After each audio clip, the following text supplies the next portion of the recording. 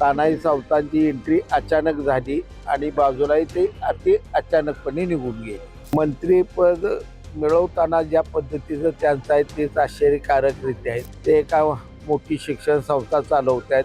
5-6 कारखाने झालेत. अजून काही कारखाने त्यांना नवीन खरेदी करायचे आहेत. बापू, आपल्या पक्षाचे ज्येष्ठ माजी मंत्री तानाजी सावंत हे कुठल्याही पक्षीय कार्यक्रमाला दिसत नाहीत. धाराशिवमध्ये सुद्धा ते दिसत नाहीत, सोलापूरमध्ये सुद्धा दिसत नाहीत. त्यांच्याच बंधूंनी एक मोठा मेळावा घेतला आणि त्या पोस्टरवरती सुद्धा ते दिसत नाहीयेत. आता सुद्धा आपल्या बाजूला पोस्टर लागलेलं आहे, तिथं सुद्धा त्यांचा एक फोटो सुद्धा आपल्याला दिसत नाहीये. नेमकं काय म्हणायचं आहे? तानाजी सावंत हे सध्या प्रतिनिधित्व धाराशिव जिल्ह्यातून निवडून आलेल्या मतदारसंघात करतायत. त्यामुळे सोलापूर जिल्ह्यात त्या कार्यक्रमात त्यांचं पोस्टरवर फोटो छापण्यासारखं पक्षीय पातळीवर कोणतंही कारण नाही.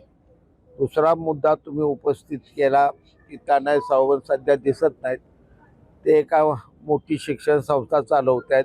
5-6 कारखाने झालेत. अजून काही कारखाने त्यांना नवीन खरेदी करायचं आहेत. अशा ते व्यापात गुंतल्यामुळं पक्ष कार्यालयाकडे त्यांचं सध्या ते कमी लक्ष आहे. हळूहळू वाढायला म्हणून हे मंत्रिपद असताना देखील त्यांना या सगळ्यांमध्ये वेळ मिळत होता, पण मंत्रिपद गेल्यानंतर उलट वेळ मिळत नाही असं म्हणतात. मंत्रीपद मिळवताना ज्या पद्धतीचं त्यांचं आहे तेच आश्चर्यकारकरीत्या आहे. तळातनं गेलेल्या राजकारणात जो माणूस असतो त्याला राजकारणातल्या प्रत्येक गोष्टी समजत असतात.